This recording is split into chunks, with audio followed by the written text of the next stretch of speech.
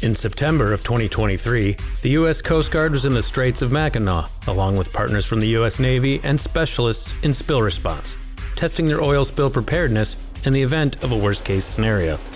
Rob McClellan is with the Navy's Supervisor of Salvage, or SUPSALV, which maintains much of the response equipment deployed by the government during a spill. We are doing a joint training exercise with the Coast Guard on open water oil spill collection equipment. What we brought was a current buster, and what it's used for is open ocean spills. They were used extensively in the Deepwater Horizon spill, and was able to be attached to a vessel, in this case a Coast Guard 225. This exercise isn't just about equipment. It's about rethinking response strategies and exploring what's at stake in a freshwater spill, where threats are unique and the stakes are high. It is definitely a different operational environment, and it caused us to rethink actions and operations that we probably had taken for granted in the ocean, and now we have to rethink about how those deployments are going to be done here. Most spills happen in salt water, so skills and experience needed to respond in a freshwater environment are thin by comparison. And unlike the ocean, the Great Lakes are a source of drinking water for millions of people. Additionally, unique economic, cultural, and environmental considerations make freshwater response in the Great Lakes a daunting challenge on multiple fronts. U.S. Senator Gary Peters became aware of these challenges after the 2010 Deepwater Horizon spill in the Gulf of Mexico. What if this happened in the Great Lakes? I had the Commandant of the Coast Guard testify before my committee, and I asked him how confident was he that they could clean up a major oil spill in the Great Lakes. And he was very clear that he is not confident at all. He says the techniques aren't there, the training isn't there, and he would not feel comfortable with a major oil spill. It was 2017 when Admiral Zukampft, then Commandant of the U.S. Coast Guard, confirmed the senator's worst fears. I cannot state with any degree of reliability that we have the technology right now to be able to recover that and mitigate that before it would truly cause downstream and environmental harm. It's certainly my hope that we can continue to work together and perhaps look at how we can marshal resources in public-private partnerships, as well as involving the academic community to do more research on oil spill cleanup in the freshwater setting, because unfortunately we're likely to be confronted with these incidents, and they may increase with time. Following these revelations, Senator Peters pushed legislation to address these gaps, which resulted in the establishment of the Great Lakes Oil Spill Center of Expertise. Led by the U.S. Coast Guard, with partners in research and industry, the center would focus solely on the science and strategies needed to better understand freshwater spills. We were able to get legislation in and passed to create the Center of Expertise. And what they're going to do is learn more and train more to be prepared to clean up spills in freshwater, and in particular here in the Great Lakes. Jerome Popeil, the Incident Management and Preparedness Advisor for the Coast Guard's 9th District in Cleveland, explains how the new center coordinates with other agencies to strengthen preparedness, specifically in the Great Lakes.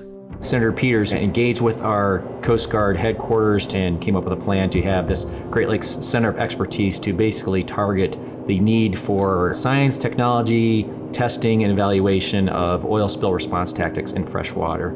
What they did was first interview who's who in the zoo of preparedness, response, research and development internationally. So they talked to Coast Guard and EPA, talked to state, talked to tribes, county EMAs, talked to NOAA, essentially all the partners that we typically work with in spill preparedness and response. Lieutenant Commander Kip Pace leads the new Center of Expertise, located on the campus of Lake Superior State University.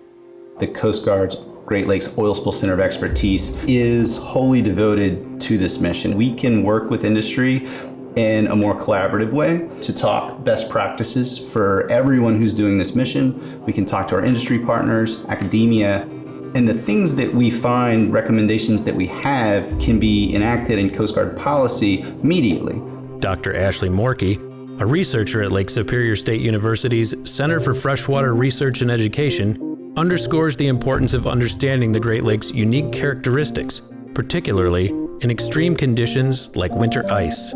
Really, we're in our infancy in terms of building the support structure and the infrastructure, but that's also true of the science of oil in fresh water. And so the projects that we're trying to support through Lake Superior State University and our collaborators is starting to address that, thinking about how we can detect oil early and how we can understand how it's moving and behaving in fresh water, particularly in cold water systems and under ice, but also understanding what are the most vulnerable parts of our Great Lakes ecosystem if a spill were to occur, so we can help target our efforts more effectively. Dr. Kenneth Lee is a senior advisor on oil spill research, preparedness, and response for the Canadian government. One of the things you have to realize is, up until now, most of the focus on oil spills has been on marine oil spills because everybody thinks about disasters and tankers. We haven't thought that much about oil spills in fresh waters, but the impacts could be major. You have to remember, we're dependent on fresh waters for drinking water, and there's a lot of socioeconomic benefits that we would worry about if there was damage from an oil spill. Great Lakes freighters move millions of tons of cargo each year and carry tens of thousands of gallons of diesel or other fuel. Oil pipelines zigzag above, under, around, and near these bodies of water. Refineries dot the coastline. While these are critical economic forces, they also carry the potential for a major spill. The work that we are doing is addressing some of the biggest challenges related to oil spills in fresh water. In the event of a spill, the Coast Guard oversees the response and leads a unified command system. This might include local authorities and other agencies, but the work of the cleanup falls on the responsible party and their approved plan for such an incident. As a regulatory entity, our job is really to make sure that a potential responsible party is able to clean up a spill. The responsible party is responsible for enacting the response. The Coast Guard is there to oversee that and make sure that they do what the law says. So it's a big job, but the responsible party is really on the hook. One responsible party that's faced intense scrutiny is Enbridge, whose Line 5 pipeline runs through the Straits of Mackinac. A spill from Line 5 could have catastrophic effects, so the state of Michigan and Senator Peters have insisted that Enbridge reduce its risk. In response, Enbridge has invested millions into its safety operation in the Straits. This is the Operations Center watch room. The biggest threat to our pipeline is an anchor strike, and we were specifically built for protecting the pipeline from anchor strikes or any damage from passing ships, and we maintain a watch 24/7. The Coast Guard established this regulated navigation area so that people do not anchor in the vicinity or near the pipeline. Through the Operations Center, Enbridge helps enforce safe transit of the Coast Guard's special navigation area near the pipeline, automated notifications to vessel traffic, and constant monitoring by staff, including many former Coast Guard, ensure no one enters the area while unknowingly dragging an anchor. As a ship enters the Straits of Mackinac, we send a AIS message to the ship's navigation system advising them that they're entering a no anchor zone. Our watchstander acknowledges it and starts tracking that vessel from the time it enters the Straits, crosses over the pipeline, and exits the Straits on the other side. If there is an unsafe condition, our watchstander is empowered to call the Enbridge Control Center and initiate a shutdown of the Line 5. Shipping companies are also responsible parties, so like Enbridge, they're required to have an approved response plan, which lays out how a responsible party will take action in the event of an emergency or spill. Interlake Steamship Company operates the largest privately held U.S. flag fleet on the Great Lakes. If a spill were to occur, a responsible party like Enbridge or Interlake might play a role in responding, but most often, this work is done by an oil spill removal organization, or OSRO, under contract with the responsible party. One OSRO that works with both Interlake and Enbridge is Marine Pollution Control. Bill Hazel is the company's president. Response is built in the United States as a partnership between responsible parties, regulatory bodies, in their case the Coast Guard, and then response organizations such as Marine Pollution Control. It all comes down to what people put into the plan. What Interlake would do on any kind of incident that they have is they open the book. So it's extremely regimented. It starts from their plan, which identifies the procedures and protocol for calling out all the response agencies and the parties that need to be notified. Katie Wells is Interlake's environmental officer. It's called activating your plan. In fact, Coast Guard will say, have you activated your plan? Our master is aboard, so they are in charge. They are given the authority of this vessel, of the people on it. They are the ultimate command.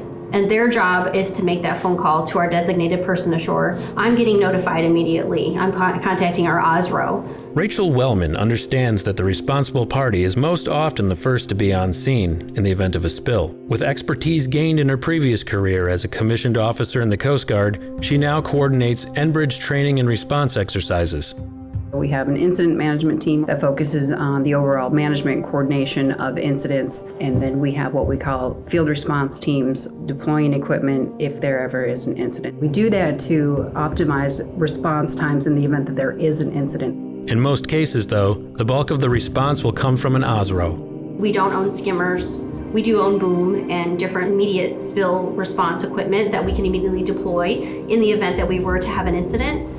But I'm relying on Marine Pollution Control to provide me with the skimmers and the educated personnel that know how to watch for the currents and the wind conditions and take all these other factors into place to give us the best possible outcome. What you have to have is open-minded, appropriately motivated people that want to do it the right way, that we're all interested in forwarding that response network.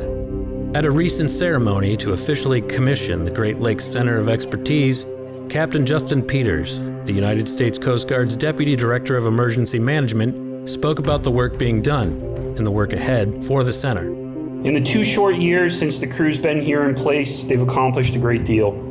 They've acquired cutting-edge, uncrewed systems, developed training and deployment protocols that have improved oil spill response capabilities throughout the Great Lakes region, and those are exportable too. For all its focus on spill and emergency response, the U.S. Coast Guard can make no judgment call on the merits of oil-related products or infrastructure on or near the Great Lakes.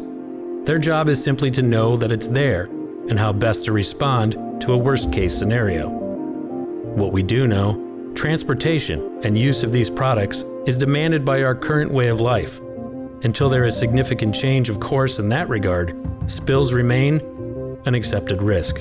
What keeps me up at night is certainly what we call an all hands on deck event, and that would be the catastrophic incident.